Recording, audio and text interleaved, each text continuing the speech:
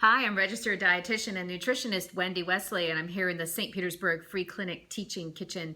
And today we're going to talk about fiber and oatmeal cookies and really, really good GI health. So this is a good one to pay attention to because happy people have happy GI, and happy GI comes from fiber, which is all this beautiful food you see in front of me right here. And speaking of fiber, today I made a oatmeal cookie, which is also known as a fiber bomb.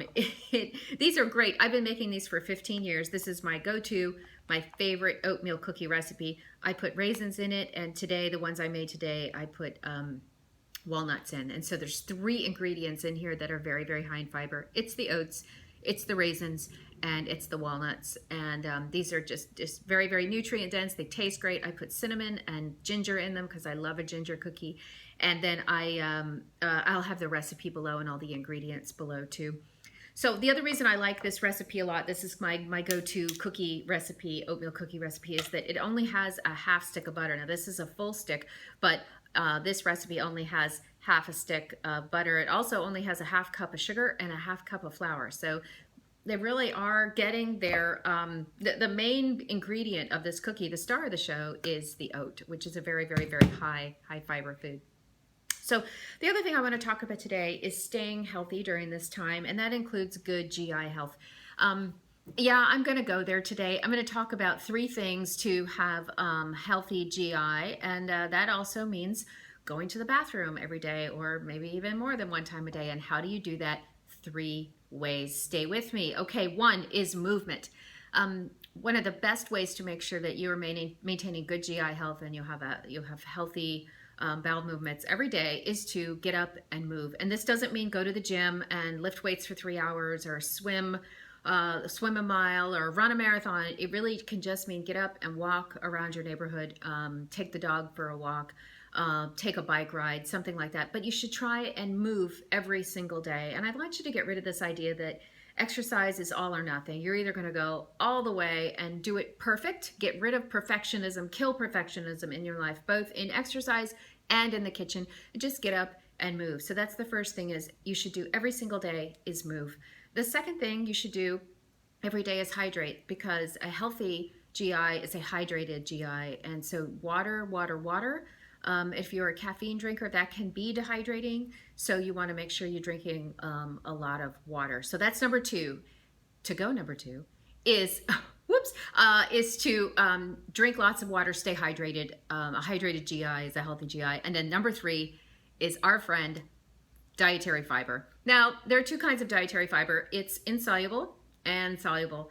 So soluble fiber is the kind that can absorb water.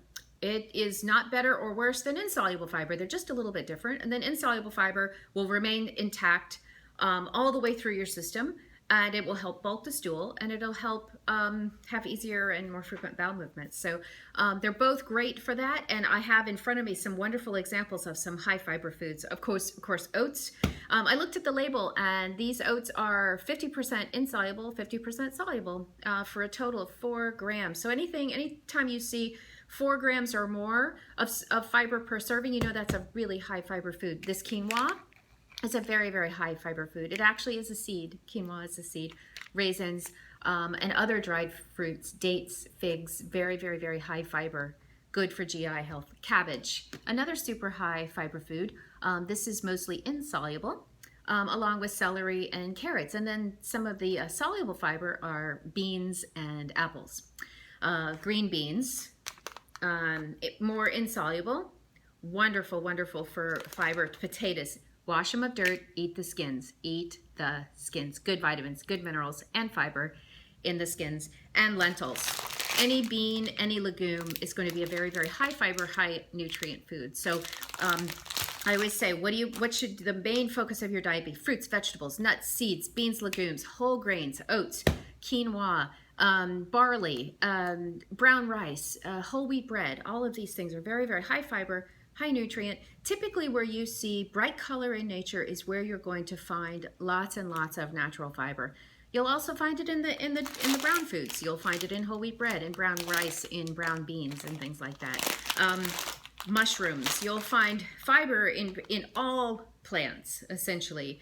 all beans, all nuts, all seeds, all legumes, and in many of the grains.